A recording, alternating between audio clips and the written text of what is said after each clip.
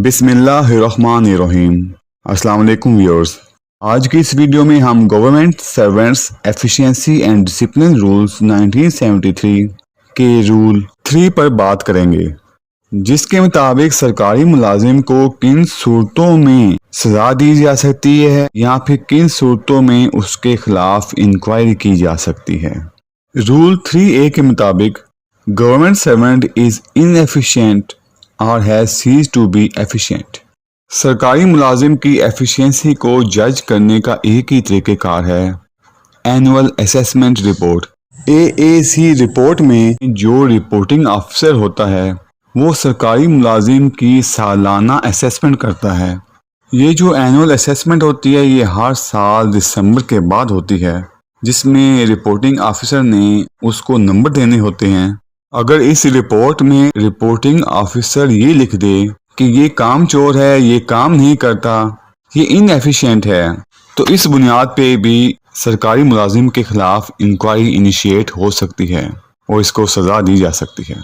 Rule 3B के मुताबिक when government servant is guilty of misconduct. अब मिसकंडक्ट से क्या मुराद है?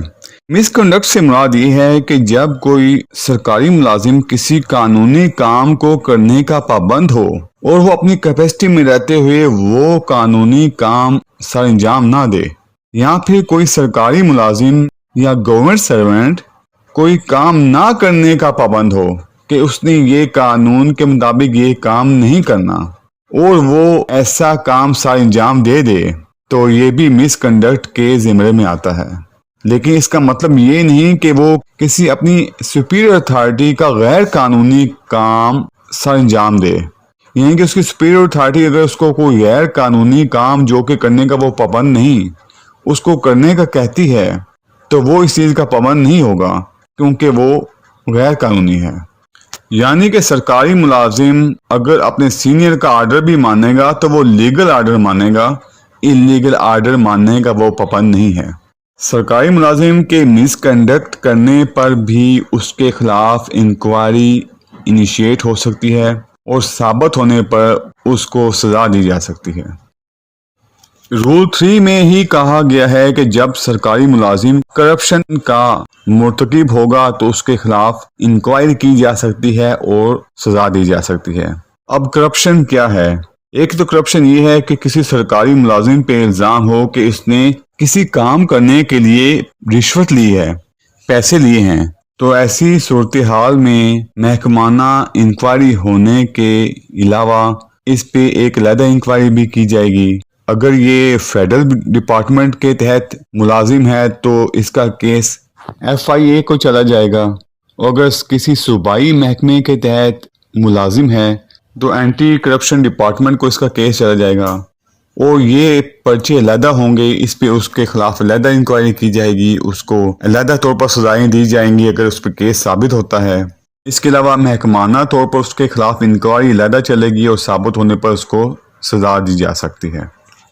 रूल 3 में ही करप्शन की वजाहत कर दी गई है, जिसके मुताबिक सरकारी मुलाजिम खुद या उसके जो डिपेंडेंट्स हैं, जिसमें उसकी बीवी भी है, उसके बच्चे भी आ जाते हैं, या उसके कोई दीगर अजीज़ व अकारिब जो कि इस सरकारी मुलाजिम के बिहाफ पर कोई ऐसी प्रॉपर्टी या कोई जायदाद मनकूला या गैर मनकूला अपने पोजेशन में रखते हों जिसकी वो वाज़ेह तौर पर वजाहत पेश ना कर सकते हों, या फिर जो कि उनके सोर्स ऑफ इनकम से मुताबिकत ना रखते हों।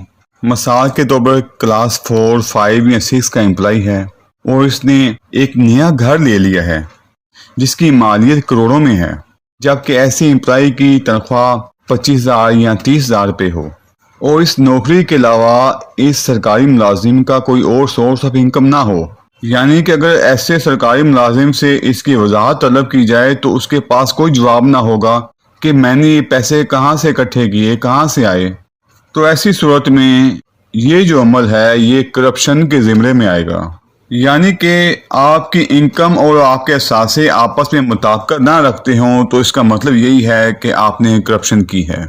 अब रूल 3 में ही करप्शन की मज़ीद वजाहत बयान करते हुए कहा गया है कि ऐसे सरकारी मुलाजिम का जो ज़ाहिरी तौर पर रहन सहन है ये उसकी जॉब से मुताबिकत नहीं रखता। یعنی کہ جاب اس کی چھوٹے لیول کی ہے، اس کی اتنی انکم نہیں ہے، جبکہ وہ ظاہری طور پر اپنے اوپر اتنے اخراجات کرتا ہے کہ وہ اس کی جاب سے مطابقت نہیں رکھتے، تو ایسی صورت میں بھی یہی سمجھا جائے گا کہ اس نے کرپشن کی ہے۔ اب رول 3 میں ہی کرپشن کی مزید وضاحت بیان کرتے ہوئے کہا گیا ہے کہ جب کوئی سرکاری ملازم مشہور ہو جائے کہ یہ شخص جو ہے یہ کرپٹ ہے، یہ کرپشن کرتا ہے، وہ ہر بندے کی زبان پہ یہی الفاظ ہوں، تو ایسی صورت میں بھی ایسی سرکاری ملازم کے خلاف انکوائری انیشیٹ ہو سکتی ہے اور ثابت ہونے پر اس کو سزا دی جا سکتی ہے۔ رول 3 کے کیپشن ڈی میں کہا گیا ہے جب ایسا سرکاری ملازم ریاست کے خلاف کسی کام میں مشغول ہو جائے تو ایسی صورت میں بھی ایسے سرکاری ملازم کے خلاف انکوائری انیشیٹ ہوگی اور ثابت ہونے پر اس کو سزا دی جائے گی۔ اب یہ سرکاری ملازم چاہے خود یہ ریاست کے خلاف جرائم سر انجام دے یا پھر جو ریاست کے خلاف کوئی گروپ یا کوئی افراد یا کوئی گروہ کوئی کام سر انجام دے رہا ہو اور ان کے ساتھ یہ انگیج ہو، تو ایسی صورت میں بھی انکوائری ہو سکتی ہے۔ ایسا سرکاری ملازم اگر کوئی آفیشیل سیکرٹ جس کو وہ سیکرٹ یعنی کہ خفیہ رکھنے کا پابند تھا وہ کسی بندے کو وہ ڈسکلوز کر دے تو پھر بھی اس کے خلاف انکوائری کی جا سکتی ہے۔ اور اگر ایسا سرکاری ملازم کوئی ایسا کام کرے جو کہ نیشنل سیکیورٹی کے خلاف ہو تو پھر بھی ایسے سرکاری ملازم کے خلاف انکوائری انیشیٹ کی جا سکتی ہے۔ ویڈیو دیکھنے کا بہت شکریہ۔ اگر آپ کو میری ویڈیو پسند آئی ہو تو پلیز لائک اور شیئر کر دیں اور میرے چینل کو سبسکرائب کر دیں اور بیل آئیکن کے بٹن کو پریس کر دیں۔ اللہ حافظ۔